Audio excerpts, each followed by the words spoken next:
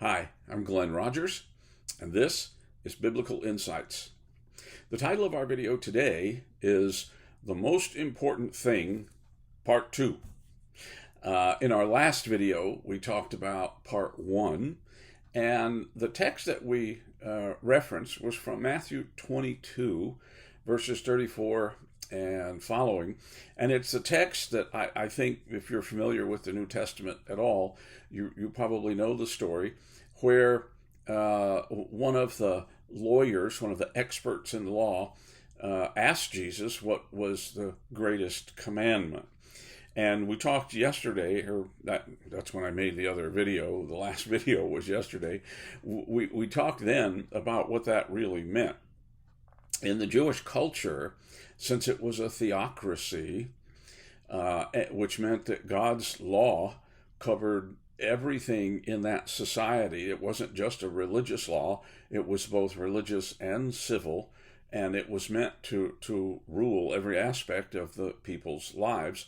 And since the Old Covenant contained 613 laws, people, that's a huge number of laws, and there wasn't any way that people could remember all of those and get them all right. The only person who ever did that was Jesus. They would want to, simplify it and get it down to something manageable. And so they would ask the question, well, what's the most important law? What's the greatest commandment? And the thing that we have to understand is, since we don't live in the Jewish society and we don't have the same perspective or the same point of view, what that question would translate to in our society is, what's the most important thing there is? See, and that's a very important question. What's the most important thing there is? Now, if you went out and asked people that question, you would come up with lots of different answers. For some people, they would say the most important thing is family. Other people would say the most important thing is following your heart. Others would say the most important thing is being happy in life. And on and on and on, all of the different answers would go. Okay. But if you want to know what God thinks, rather than just what some individual thinks, then you look at this story in the Bible. And when Jesus was asked, what's the most important thing there is, his answer was, the number one most important thing there is to love God with all your heart, soul, mind, and strength. See, he didn't say, it's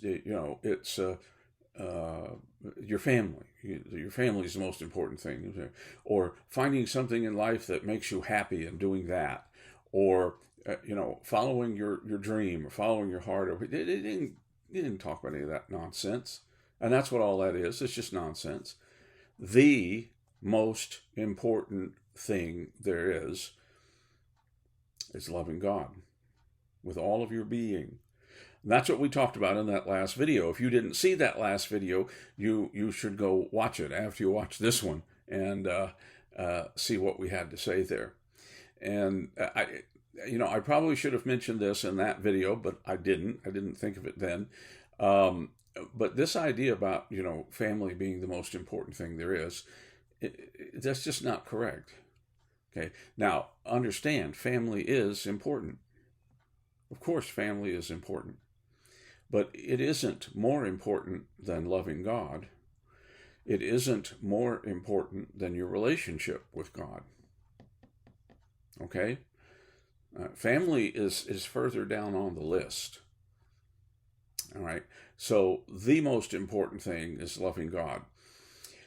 When Jesus was asked that question, and he answered, the most important thing, the greatest commandment, is loving God, then he took it a step further, and even though he wasn't asked, he gave the answer anyway. He said, and the second most important thing is to love other people as much as you love yourself.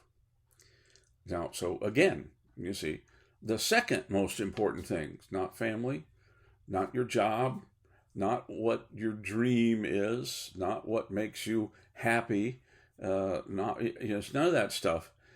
It's loving other people as much as you love yourself. Now, why did Jesus add that phrase, as much as you love yourself? Well, because if you don't specify, as soon as you say you must love other people, someone says, how do you love other people? How much do you love other people? How far do you have to go with loving other? Okay, and so Jesus answered the question before it was asked. See, that's what a good teacher does. He anticipates the questions that are going to come up, and then he answers those questions even before they're asked.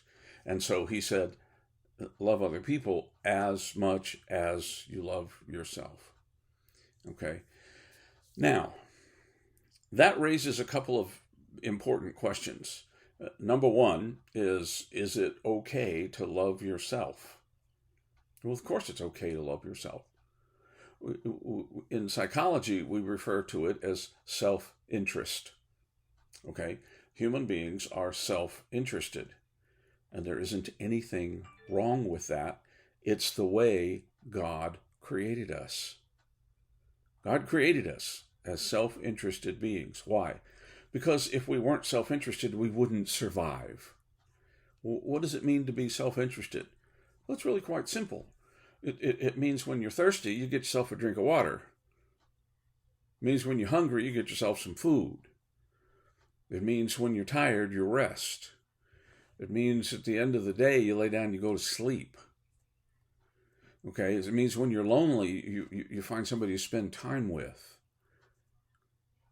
You see, self-interest is meeting the needs that you have. You have needs for food, for shelter, for clothes, for friendship, relationship, for communication. You have needs to be loved and to have someone to love and to be useful, to have something to do. So you have all these needs, okay? And the way you love yourself, the way you take care of yourself, the way you exhibit a proper self-interest is to take care of your needs, okay? And there isn't anything wrong with that.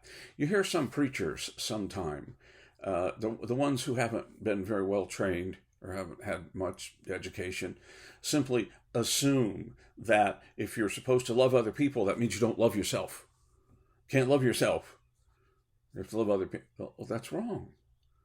That's just wrong. You must love yourself. That's the way God created you. You must take care of yourself.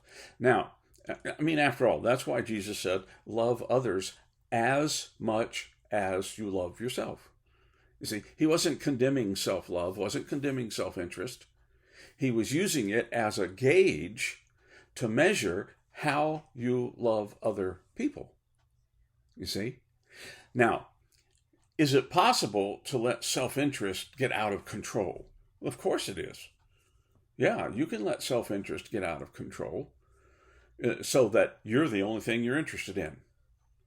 You know, well, I want this and I want that and I'm going to do this and I'm going to do that and I'm angry because I didn't get what I wanted, and everything is about me, me, me, and what I want and think and feel. Okay, see, when self-interest gets like that, when it gets out of hand, right, then it's called self-absorption. You are self-absorbed. You're no longer simply self-interested, you're self-absorbed. Everything is about you. Well, but the truth is, everything isn't about you. Right? It's not. And another word for that is the word narcissism. People only care about what they think. All right? And what they want. That's narcissism, self-absorption. And it's not good. But normal, everyday self-interest, where we take care of ourselves, that's loving ourselves, is perfectly fine. That's what we're supposed to do. That's the way God created us. Okay, so when Jesus says, love other people as much as you love yourself, then he's giving us a pattern. He's giving us a vision so that we know how we're supposed to love other people. Well, So how do we love other people? Well, the same way we love ourselves. We take care of our needs, right? And when we mess up, we forgive ourselves. We often say, "Well, I only did that because whatever. I'm sorry, I didn't mean to." But we're tolerant of our mistakes, right? If unless we have some emotional challenges that we're not getting help with, we forgive ourselves when we make a mistake. We desire justice for ourselves. We want things to be fair, right? If someone else gets something, we would like some of that too. Why? Well, because everybody should be treated fairly. Everybody should get what they deserve, right? We want justice for ourselves. So those are some simple guidelines that we need to think about in relationship to how we love other people. How do we love ourselves? I mean, stop and think about it. How do you love yourself? Well, then that's how you love other people. If they have a need that's not being met, then do what you can to meet that need for them or to help them meet that need. If they have made a mistake or created a problem or something like that, forgive them just the way you would forgive yourself. You see, if they're not getting justice, which basically means getting what you deserve. See, normally we think of justice in relationship to legal issues and concerns. Justice is when a criminal gets arrested and punished and put in jail. That's justice, right? Well, but that's only one kind of justice. The justice is a much bigger issue than just legal justice that involves punishment. For instance, if you have a job and you have agreed to work a week and you will make this much money, then at the end of the week, if the person you work for gives you that money, then that's justice. You have gotten what you deserved. If at the end of the week that person only gives you half of what you agreed upon, then that's not justice. You didn't get what you deserved. See, and you have a complaint, a just complaint. You see, if somebody is older and they deserve respect and they get respect, that's justice. If they don't get respect, then that's an injustice. See, they didn't get what they deserved. So you want what you deserve. You want people to treat you with respect and kindness and patience. And so you treat other people with respect and kindness and patience. See, this isn't really all that hard. One of the things you can do is just ask yourself, you say, okay, now in this situation, how would I want to be treated? Well, whatever it is in any given situation, then that's the way you should treat someone else who is in that situation. Love them as you love yourself. See? It's not really hard. It just takes a little time to think about it. But when we think about it, we realize that we know how to love ourselves. And therefore, we know how to love other people. So when Jesus was asked, what's the most important thing there is? He said, the most important thing is to love the Lord your God with all your heart, soul, mind, and strength. Put God first in your life. Not yourself, not your spouse, not your children, okay? Not your parents, not your grandparents. Put God first. God comes first before anything else, before anyone else. God comes first. Then, when you look around and you see other people, you love all of those other people the same way you love yourself. Now, that can be challenging. Let's not say or pretend that that's easy to do. It's not difficult to understand if you just think about it for a few moments, but actually doing it, that's hard work. I mean, I've been loving me for 71 years.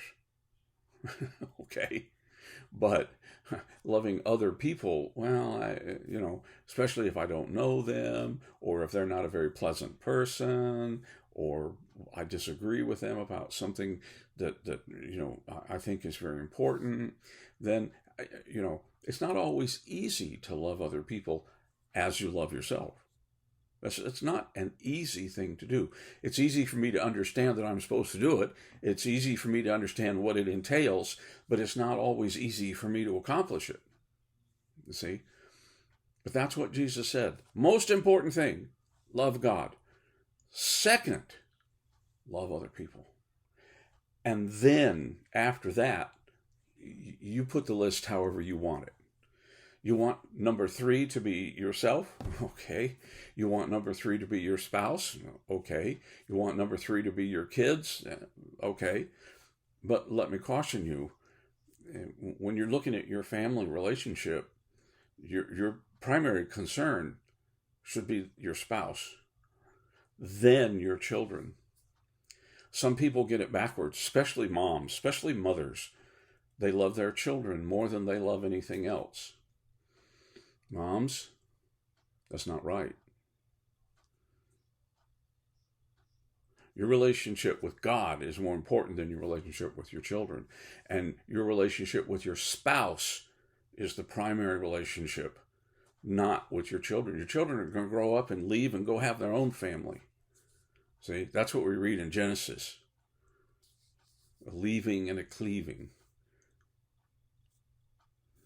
But once you get God where he belongs and others where they belong, then you start looking at the rest of them. Family, job, politics, whatever you want to put on the list as important to you. Okay, but in the number 1 slot goes God. In the number 2 slot is other people. And then you make up how your list, however you want to make it up. So Jesus gave us some important insights about how to live. And this is one of the most important things that Jesus said. It simplifies everything down. It makes life much simpler. What's the most important thing in life? God. What's the second most important thing? Other people. Okay?